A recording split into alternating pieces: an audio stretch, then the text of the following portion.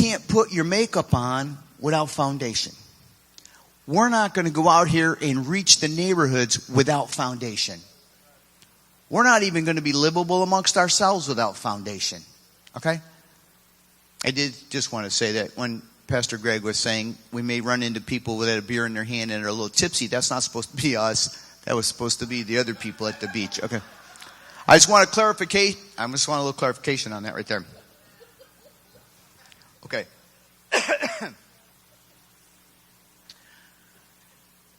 So as I looked at agape love, as I looked at the New Testament and what God had laid down foundationally for us, the rest of it I realized was icing. You know, you put your Mac on, and then if you just put foundation on, it's not as pretty, right? No. You kind of look dull, right? Okay? We need agape love so that even the other loves can be placed to be the icing, okay? The partnership love. If you don't understand agape love, then to just try to build a marriage on romance and partnership, it's only going to last so long, okay? Who's been married more than like 15 or 20 days? Okay? So y'all know that, right?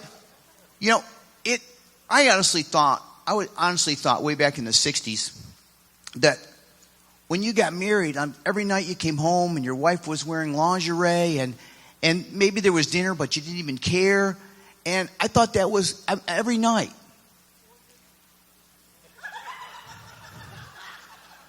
Well, it started to digress a little bit last year.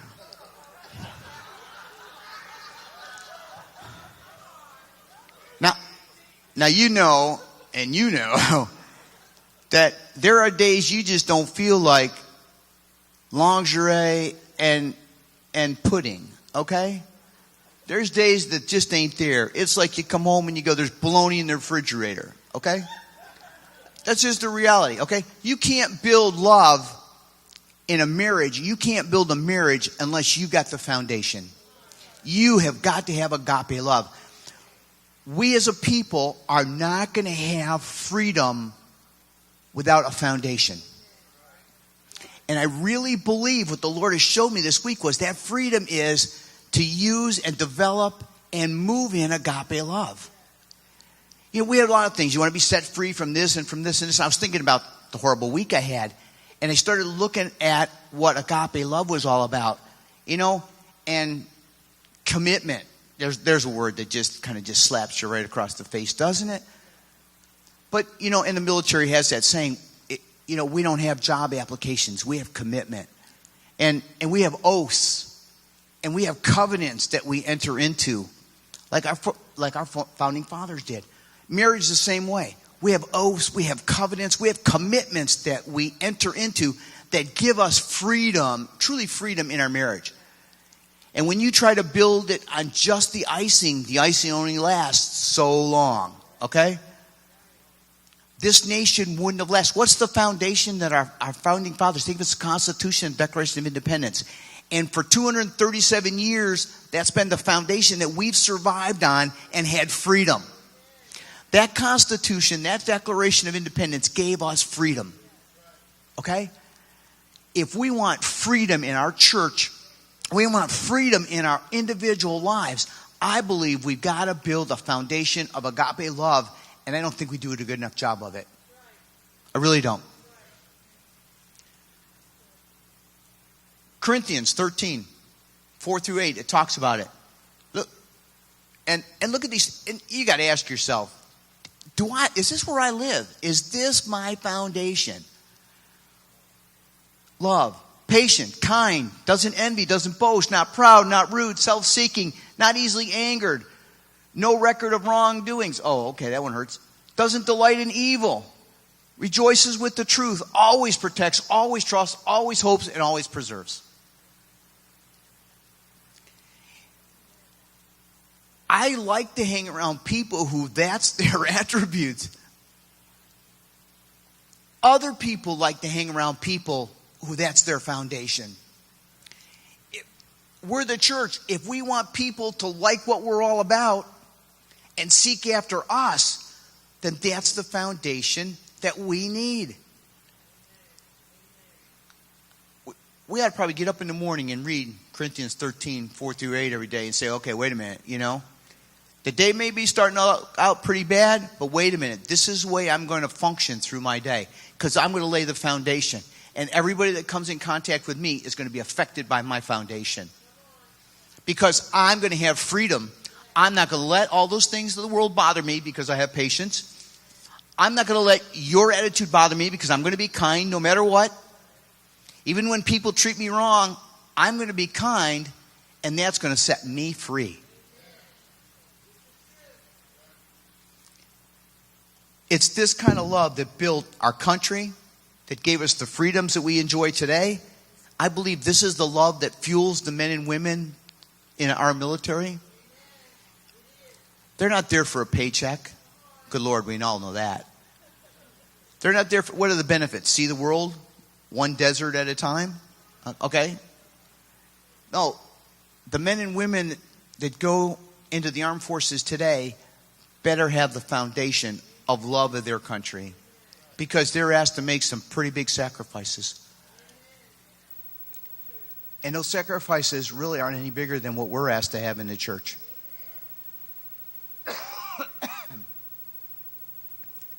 It really is our foundation. It is going to be our freedom.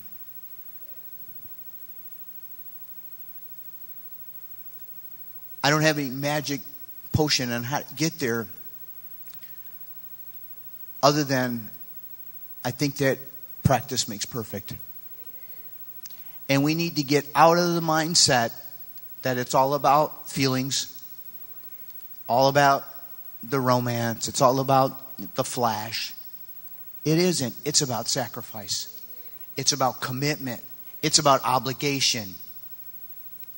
It's about being there when you don't want to be there. And I don't care how bad it gets. It can't ever get too bad. Because if you will take those attributes of Corinthians 13, it won't get there. And there won't be, there'll still be those weeks that are from the pit, but you'll have the freedom to deal with them. And you'll come through it. And that's what destroys so many people is they don't know how to get through that. They don't know how to get out of it. You want freedom in your marriage? Be sacrificial to one another. Absolutely. Husbands and wives. It tells you right in Ephesians. Husbands, if you will be sacrificial toward your wife, and you're both godly people, that you didn't drag her up the beach with the beer in her hand. Okay. But if you're a godly couple and you're married and you will practice agape love, you can't lose. Because my passion and goal is to be sacrificial to your needs. And that will bring instant respect from my wife because I am walking in God's love. And it'll work. And that's what we need to do more of. We really need to understand that this is about sacrifice. It's about commitment. It's about your obligation. It's about your oath.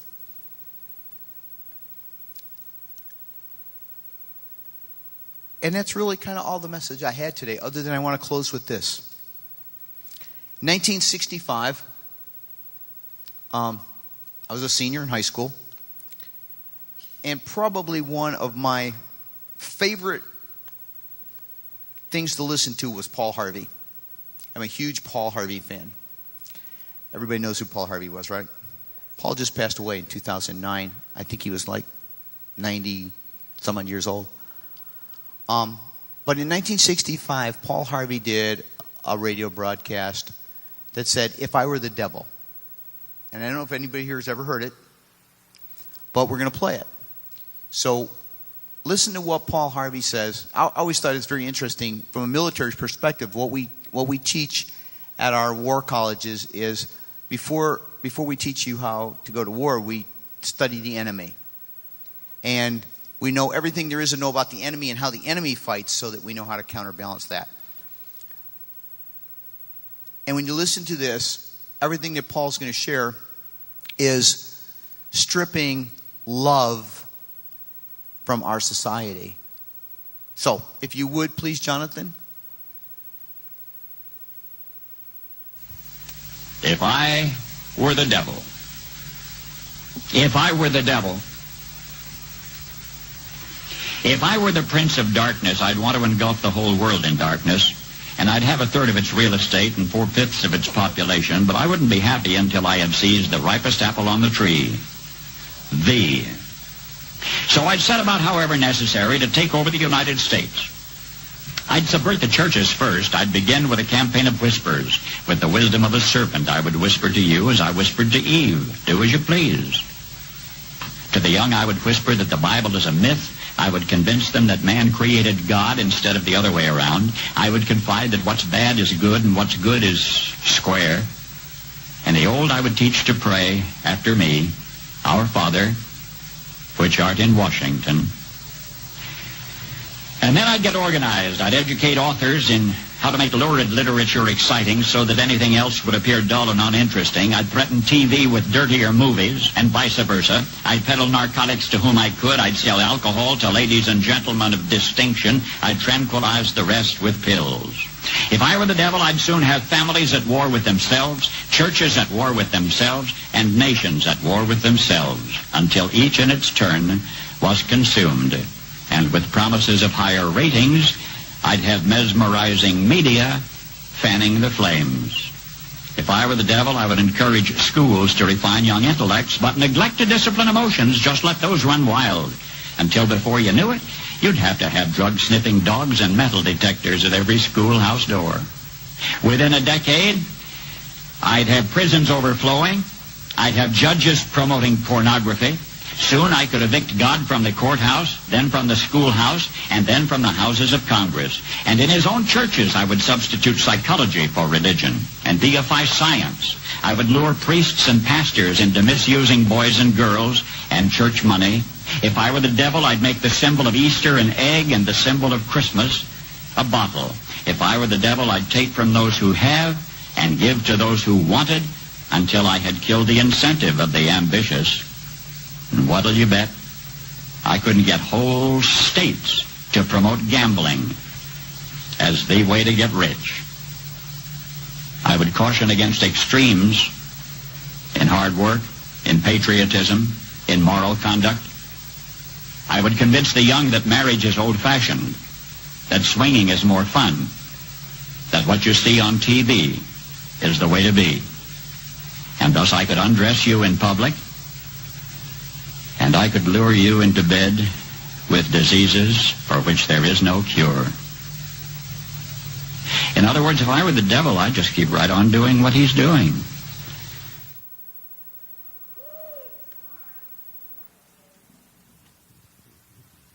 We need to teach our children the foundation of agape love.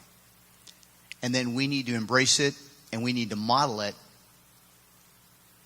for our families, for our community, for our nation. Because without that foundation, we're going down. I believe that. Please enjoy your 4th of July weekend. Have an awesome time. Wednesday, we're going to picnic. Bishop already declared the Lord's going to take that storm out of here. So I'm counting on you. I'm counting on you. Because I can't take another frog serenade in my backyard. Be blessed. Have a wonderful weekend. Love somebody.